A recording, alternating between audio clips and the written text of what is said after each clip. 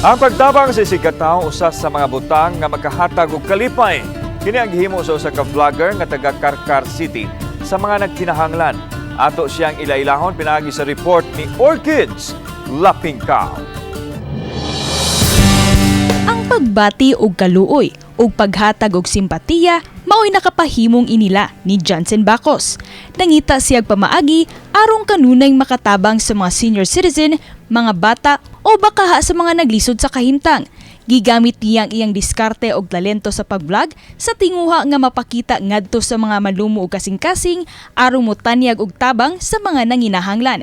Nagsugod siya sa iyang pagmugna sa FF Vlog niadtong Setyembre tuig 2021 sanglit iyang nakita ang panginahanglan sa mga naglisod labi na ning panahon sa pandemya.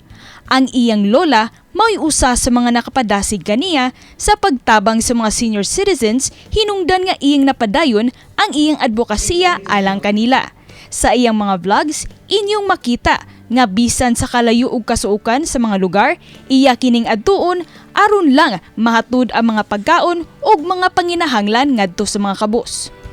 Sukad pa lang sa una, daan na nina ko nga pamatasan ba nga matinabangon, magiloyon, dili na lang lisod para sa ako .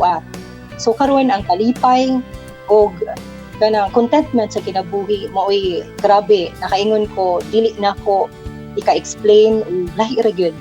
Uban ni Clans Gabutin, Orchids Lapingkaw, Balitang Bisdak.